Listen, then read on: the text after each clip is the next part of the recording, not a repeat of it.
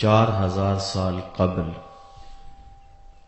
پہاڑوں کے دامن میں ایک قافلہ اترا تھا جو صرف 3 نفوس پہ مشتمل تھا۔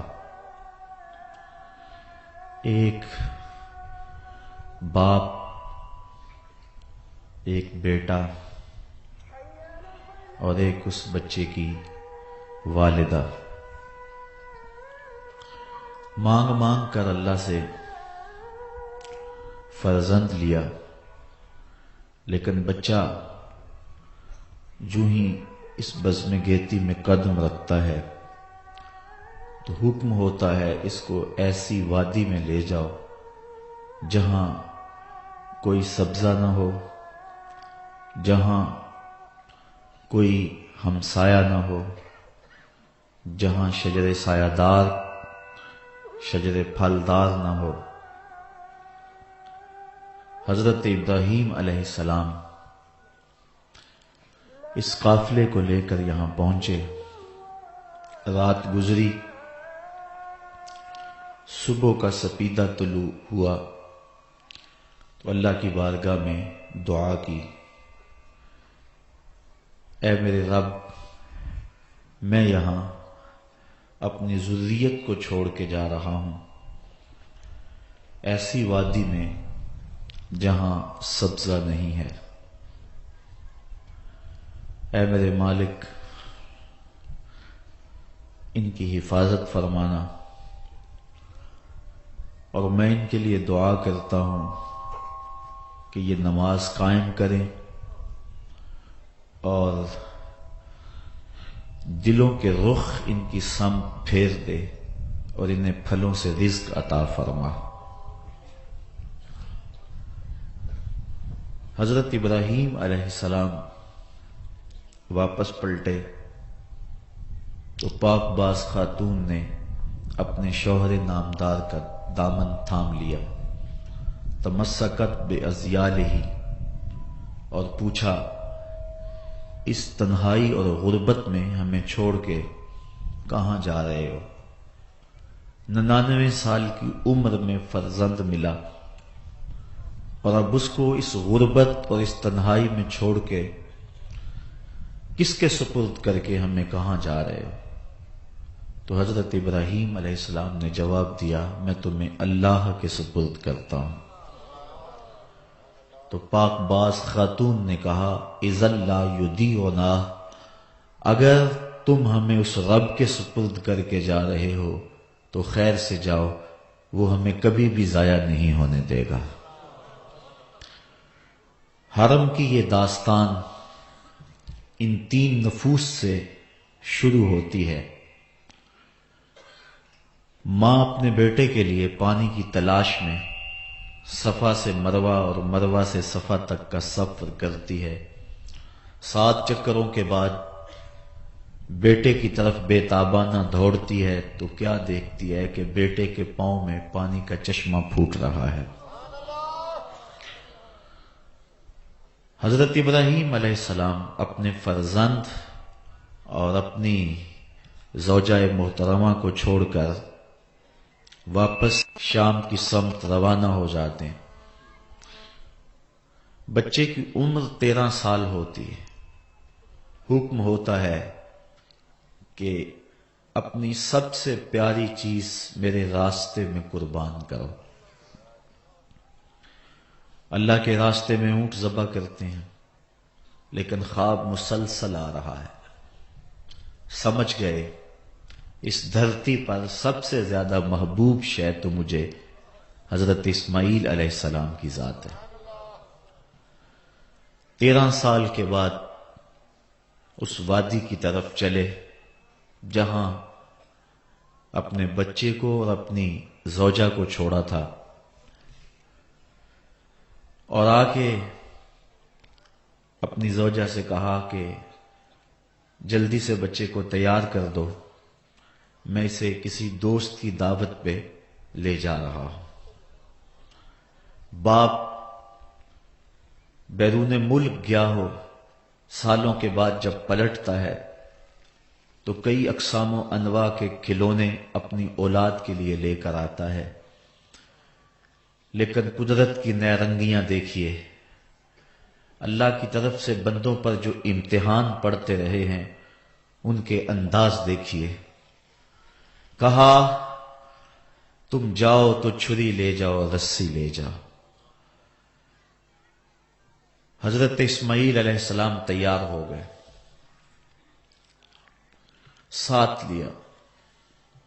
شیطان نے سمجھا شاید اس سے بہتر موقع مجھے نہ ملے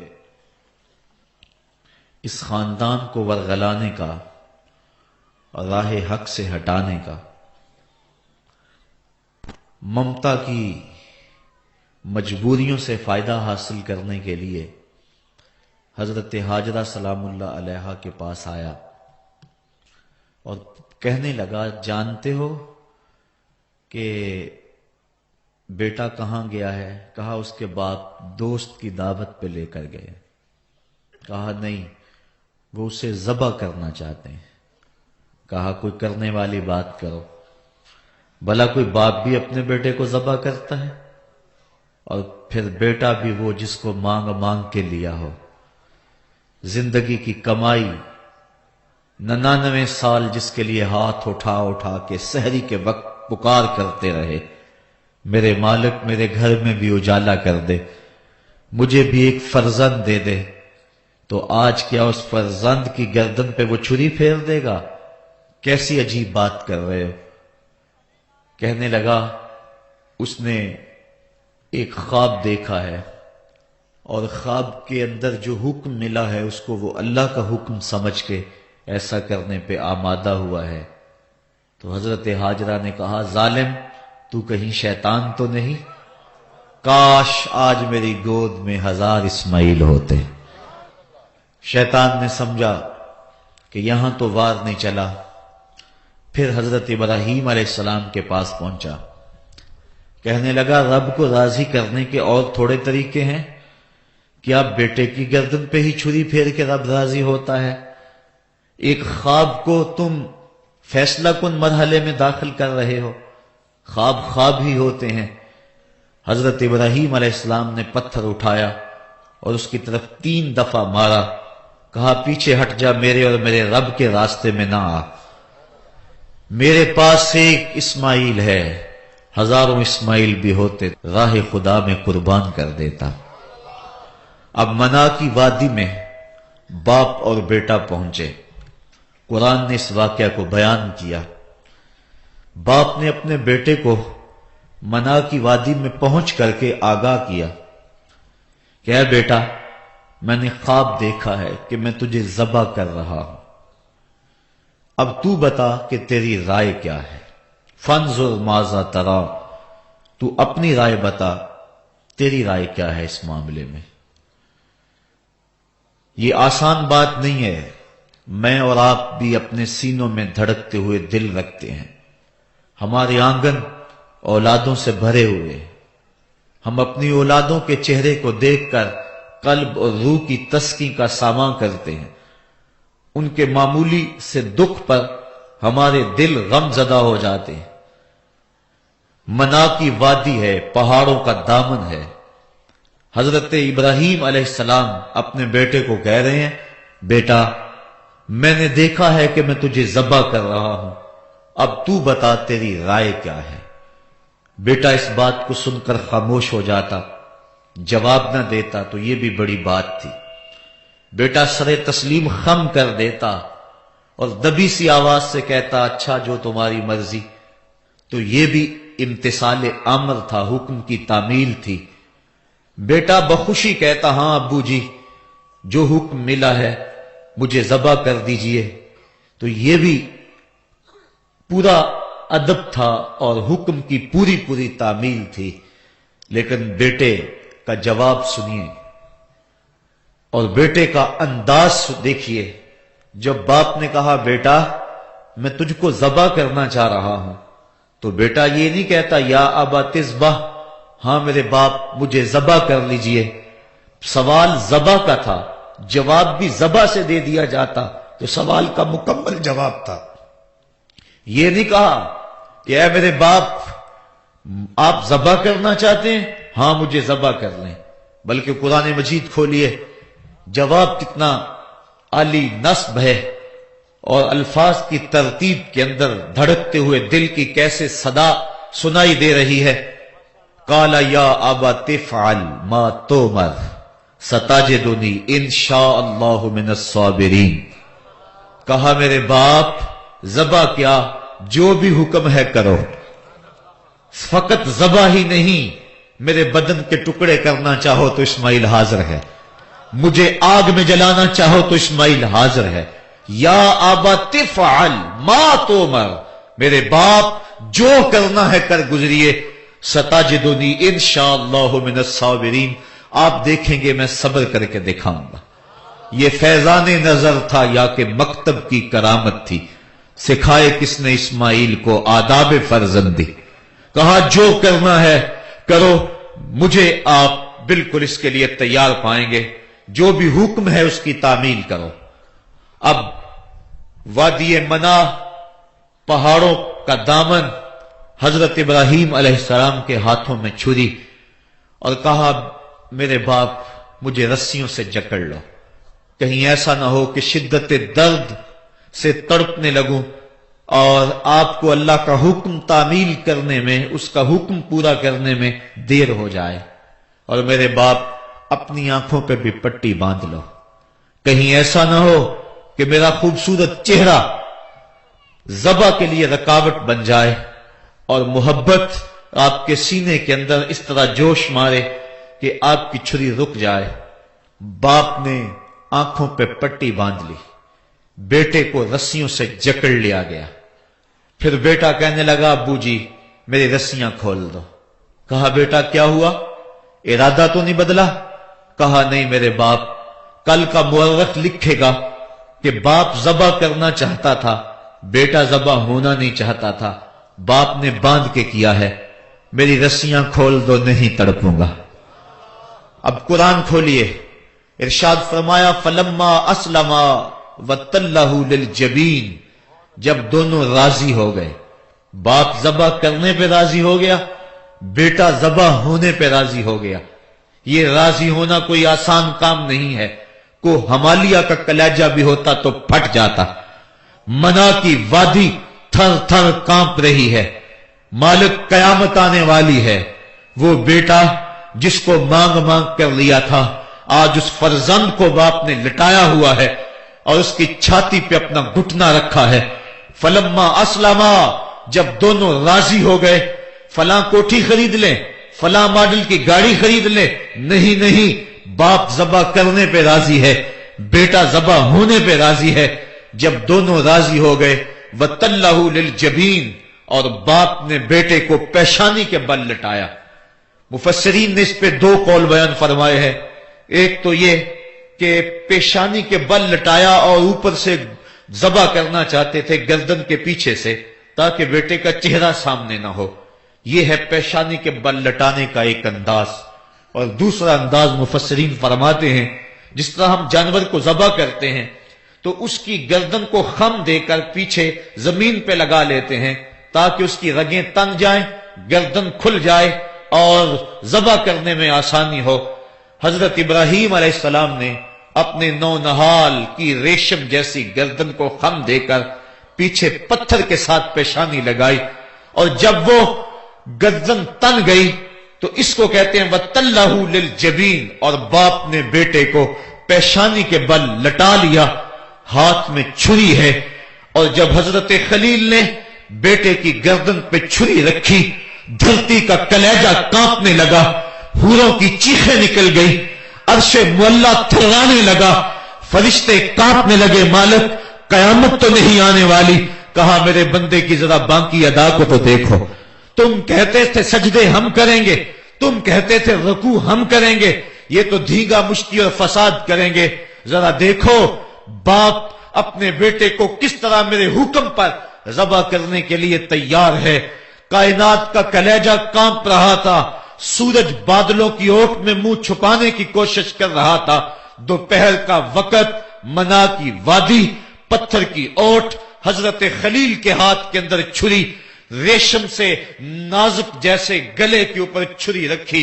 بیٹا بھی جس کو مانگ مانگ کر لیا تھا، اور اتنا حسین بیٹا کہ اس کی پیشانی میں نبوت کا نور چمک رہا تھا. فلما اسلما وتلہ للجبین، اور جب پیشانی کے بل لٹا لیا تو حضرت خلیل نے چھری تیز کر کے بیٹے کی گردن پہ رکھی اور پوری قوت کے ساتھ چھری کو پھیر دیا، لیکن چھری نے ایک بال بھی نہیں کاٹا. جلدی سے پاس پڑے ایک پتھر پہ چھری کو مارا. لیما تقطعی یا سکین، اے چھری کیا ہو گیا، کیوں نہیں کاٹتی؟ کہا الخلیل یامرنی والجلیل ینہانی، خلیل مجھے کاٹنے کا کہتا ہے اور جلیل کہتا ہے خبردار اگر ایک بال بھی کاٹا تو. کہا چھری تیرا کام تو کاٹنا تھا، کہا آگ کا کام بھی تو جلانا تھا. جس رب نے آگ کو جلانے سے روک دیا تھا آج اس نے مجھے کاٹنے سے روک دیا ہے.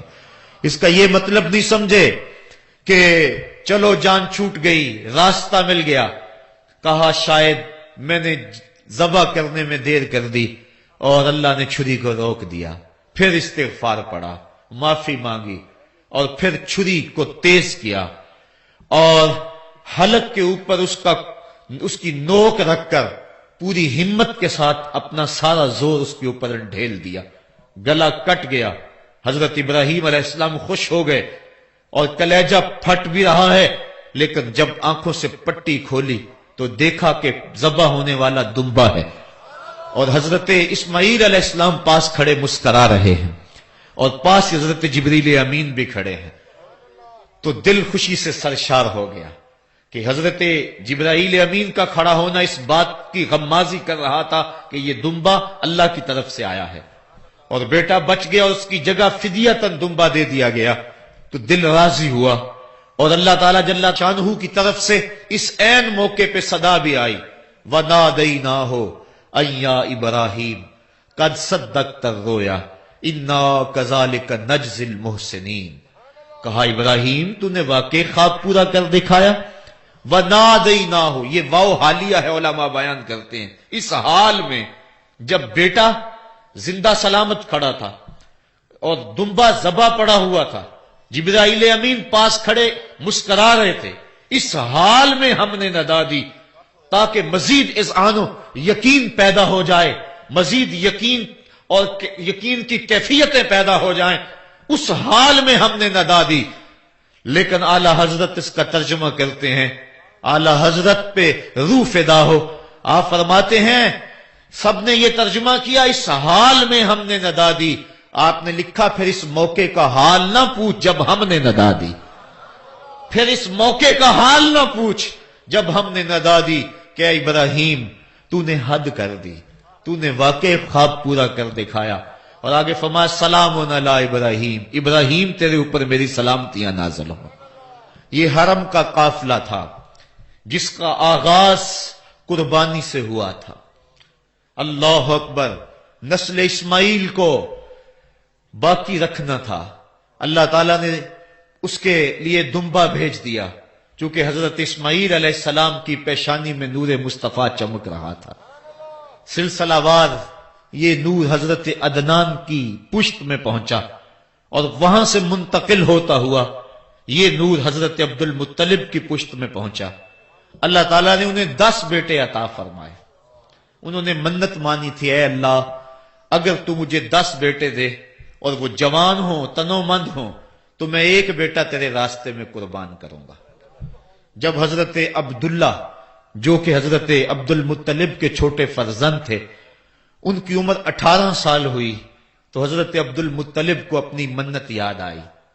انہوں نے اپنے 10 بیٹوں کو بلایا، کہا بیٹا میں نے کعبہ کے رب سے یہ وعدہ کیا ہے کہ اللہ مجھے اگر 10 بیٹے دے گا تو میں ایک بیٹا اللہ کی راہ میں قربان کروں گا. اب تم بتاؤ تمہاری رائے کیا ہے.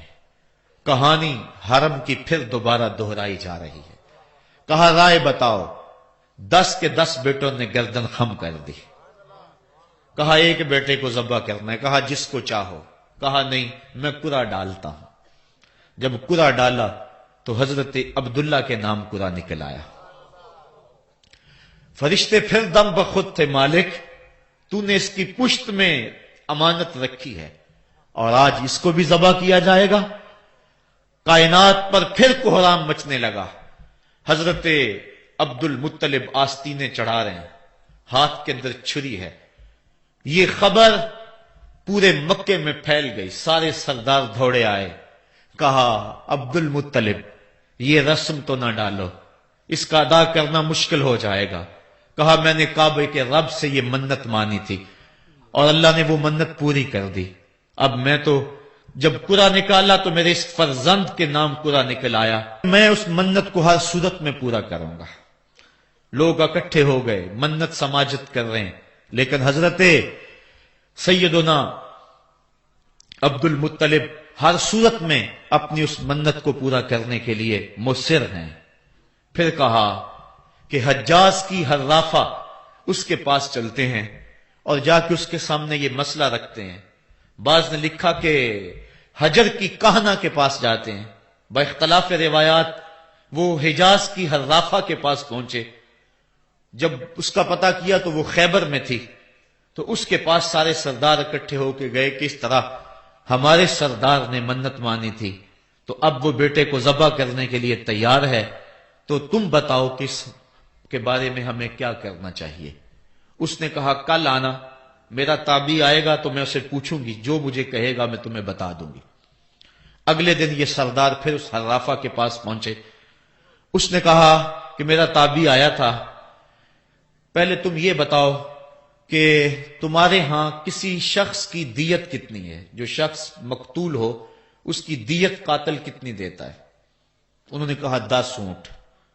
کہا جاؤ پھر ایک طرف 10 اونٹ رکھو اور ایک طرف عبداللہ کا نام رکھو اور قرعہ ڈالو، اگر 10 اونٹوں کی طرف قرعہ نکل آیا تو 10 اونٹ ذبح کر دینا، اور اگر عبداللہ کی طرف نام نکل آیا پھر دوبارہ 10 اونٹ ادھر اور رکھنا، 20 رکھنا، اور اس طرح اونٹ 10 بڑھاتے جانا۔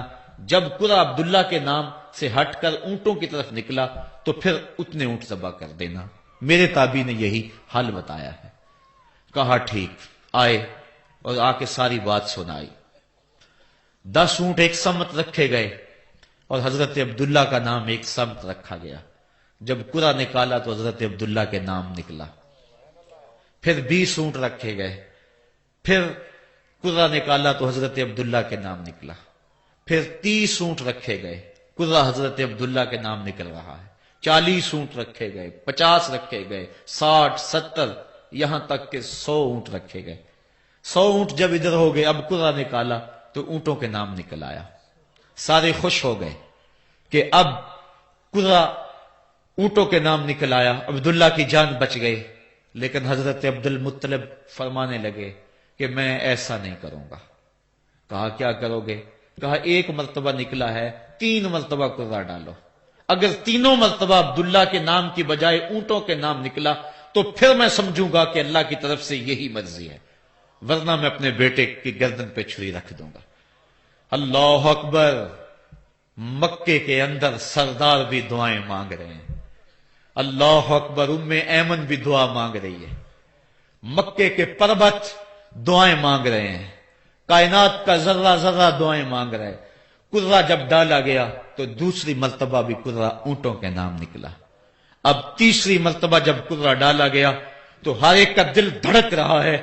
حضرت عبد المطلب تیار ہیں، کہا اگر تیسری مرتبہ بھی قرعہ اونٹوں کے نام نہ نکلا تو میں اپنے بیٹے کی گردن پہ چھری پھیروں گا، چونکہ میں نے کعبے کے رب سے منت مانی ہوئی ہے۔ جب تیسری مرتبہ قرعہ ڈالا گیا تو وہ بھی اونٹوں کے نام نکلا۔ 100 اونٹ ذبح کر دیے گئے۔ حضرت عبداللہ جو کہ حضور کی امانت کے امانت دار تھے، ان کی زندگی محفوظ ہوئی۔ حضور علیہ السلام فرمایا کرتے تھے آنا ابن الذبیحین، لوگوں میں 2 ذبیحوں کا بیٹا ہوں، ایک ذبیح اسماعیل علیہ السلام ہے اور ایک ذبیح میرے والد حضرت عبداللہ رضی اللہ تعالیٰ عنہ۔ جلدی سے حضرت عبداللہ کی شادی کی گئی۔ حضرت آمنہ سلام اللہ علیہا آپ سے نکاح ہوا، شادی کو ابھی چند ماہ ہی گزرے تھے کہ حضرت عبداللہ رضی اللہ تعالی عنہ شام کی طرف تجارت کی غرض سے گئے۔ واپس جب مدینہ طیبہ پہنچے تو ان کی طبیعت خراب ہو گئی، تو وہ چند لمحے چند دن وہاں رک گئے، قافلہ بھی رکا، لیکن طبیعت سنبھل نہیں رہی تھی. قافلے والے انہیں وہاں چھوڑ آئے اور واپس آ گئے. کچھ دنوں کے بعد خبر پہنچی کہ حضرت عبداللہ رضی اللہ تعالیٰ عنہ کا مدینے میں انتقال ہو گیا ہے. حضور علیہ السلام شکم مادر میں. فرشتوں نے کہا مالک تیرے نبی تو شکم مادر میں یتیم ہو گیا. اے اللہ تیرا نبی تو شکم مادر میں یتیم ہو گیا. آواز آئی آنا حافظہ و آنا ناصرہ و آنا کافلہ. تم کیوں پریشان ہوتے ہو؟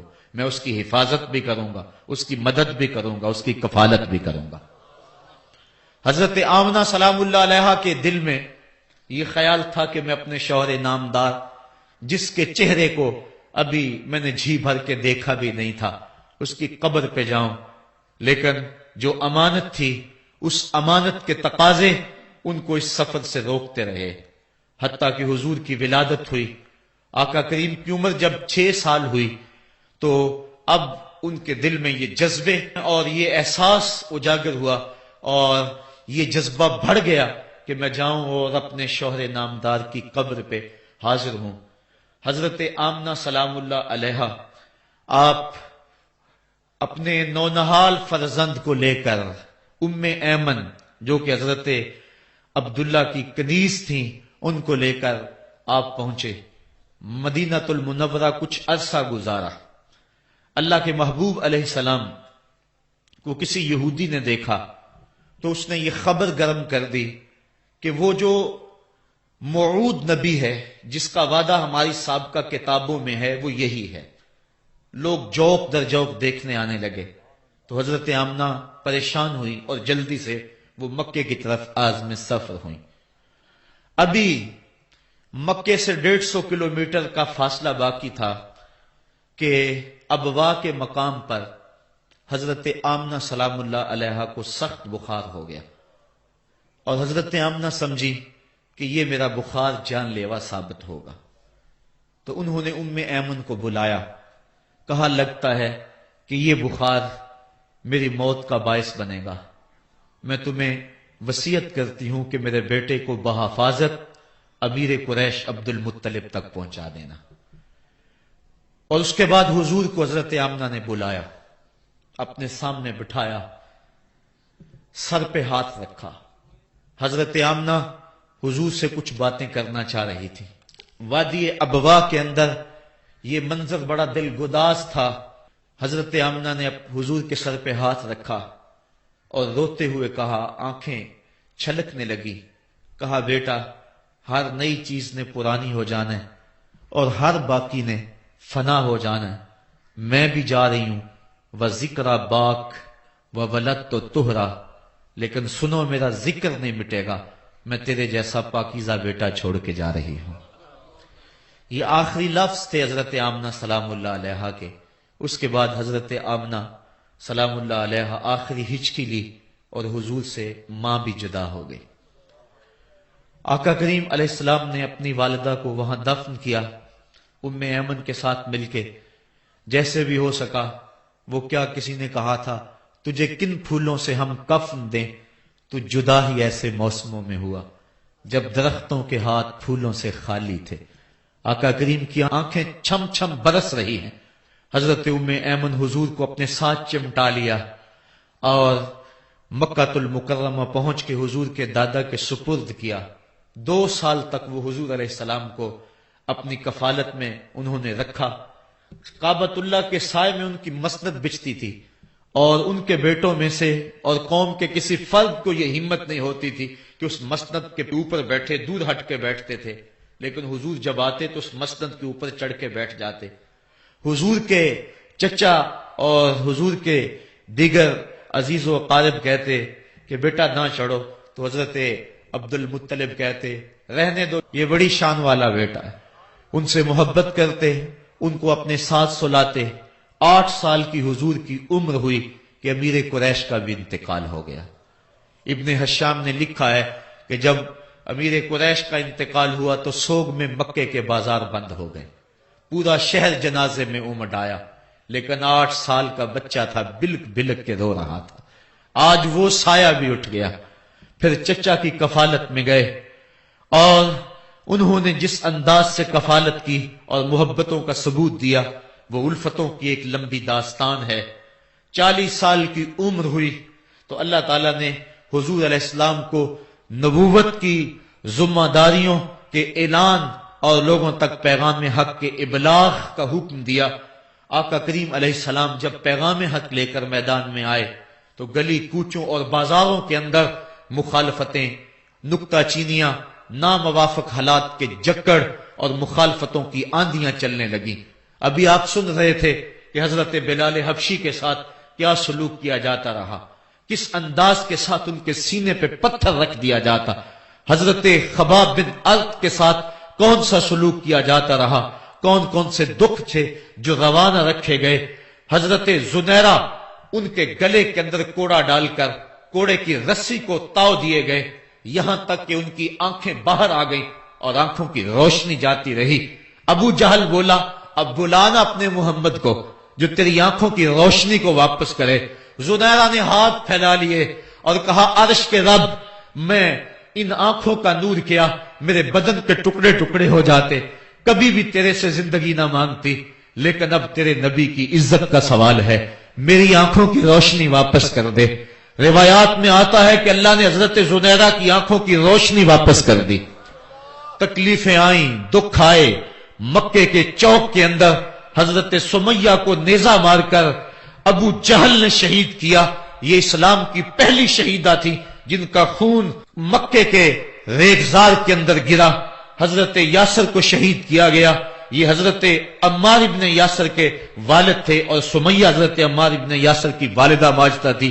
حضرت عمار ابن یاسر کو تختہ ستم پہ رکھا گیا اور انہیں کوڑوں سے ان کی تواضع کی گئی۔ آقا کریم آئے، عمار ابن یاسر دکھوں اور اذیتوں میں سے دو چار تھے۔ آقا کریم نے سر پہ ہاتھ رکھا اور کہا صبرن آل یاسر، صبرن آل یاسر ان موعدکم الجنہ، کہا آل یاسر صبر کرو، آل یاسر صبر کرو، میں تمہیں جنت کا وعدہ دیتا ہوں۔ تکلیفیں آئیں، دکھ سہے، اس راستے کے اندر مکے کی گلیوں میں حضور کے ساتھ جو سلوک ہوا کون بھول سکتا ہے۔ کبھی کانٹے بچھ رہے ہیں، کبھی حضور کی راہوں میں گڑھے کھودے جا رہے ہیں، کبھی اوجریاں ڈالی جا رہی ہیں بدن اطہر کے اوپر۔ ابو لہب اپنے گھر کا کوڑا اٹھا کر حضور کی دہلیز پہ ڈال جاتا ہے۔ عقبہ بن ابی معیط حضور کے گلے کے اندر کپڑا ڈال کے اس کو تاؤ دیتا ہے۔ حضور فرماتے ہیں جتنے دکھ اس نے مجھے دیے کسی نے نہیں دیے۔ اذیتوں کی داستانیں رقم ہو رہی ہیں۔ آقا کریم علیہ السلام کے شفیق چچا بھی انتقال کر جاتے ہیں۔ جب گھر آتے تو اپنی زوجہ حضرت خدیجہ الکبریٰ سے دکھڑے کہتے، وہ بھی انتقال کر جاتی ہیں۔ اس سال کا نام عام الحزن رکھا جاتا ہے، دکھوں کا سال، مصیبتوں کا سال۔ آقا کریم بہت دل برداشتہ ہوئے قوم سے، پھر سوچا چل طائف چلتا ہوں اور طائف والوں کو پیغام حق دیتا ہوں، شاید میری آواز پر وہ لبیک کہہ دیں۔ 1 مہینے کا سفر کر کے حضرت زید بن حارثہ کو ساتھ لے کر طائف پہنچے۔ ان کے 3 سردار تھے، عبد یالیل بن عمر، حبیب بن عمر اور مسعود بن عمر۔ ان کے پاس جا کر پیغام حق دیا، کہا تمہاری بھلائی کا سندیشہ لے کر بڑی دور سے چلا ہوں، میری دعوت کو قبول کر لو، دنیا میں بھی کامیابی، آخرت میں بھی کامرانی تمہارا مقدر ہوگی۔ یہ دعوت پیش کی۔ انہوں نے کہا کہ ہم تمہاری دعوت کو مسترد کرتے ہیں۔ ایک بولا کہ اور کوئی زمانے میں بندہ نہیں تھا جس کو نبوت ملتی، تجھے ملنی تھی۔ کسی نے کچھ کہا، تانے دیے، دل دکھایا حضور کا۔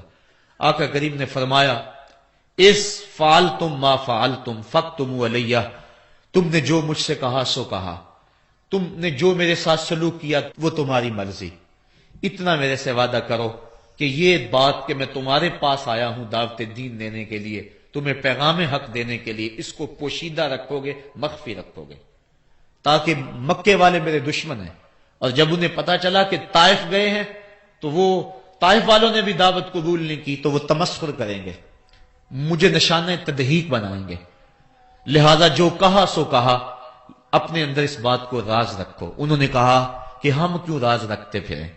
انہوں نے افشا کیا، بلکہ اوباشوں کے ہاتھوں میں پتھر دیے۔ حضرت ام المومنین سیدہ عائشہ صدیقہ رضی اللہ تعالی عنہا محبوب کائنات کہتی ہیں کہ ایک دن میں نے حضور سے پوچھا کہ آقا احد کے دن سے سخت دن بھی کبھی زندگی میں آپ پر آیا ہے؟ فرمایا ہاں عائشہ، جب طائف کے بازاروں میں تیری قوم نے مجھے پتھر مارے تھے تو یہ دن احد کے دن سے بھی سخت تھا۔ حضور فرماتے ہیں جب میں طائف سے باہر نکلا تو ان کے گنڈے دو رویا کتاروں میں کھڑے تھے، ہاتھوں میں پتھر، اور میں درمیان سے گزرنے لگا تو وہ میرے پاؤں پہ پتھر مارتے، میں پاؤں اٹھا لیتا تو دوسرے پاؤں پہ پتھر مارتے، پھر میں شدت درد اور احساس کرب سے بیٹھ جاتا تو ان کے دو گنڈے آگے بڑھتے، مجھے کندھوں سے پکڑ کے اٹھاتے اور پھر مجھے پتھر مارتے۔ فرمایا اے عائشہ، یہ دن احد کے دن سے بھی سخت تھا جب تیری قوم نے طائف کے بازاروں میں مجھے پتھر مارے۔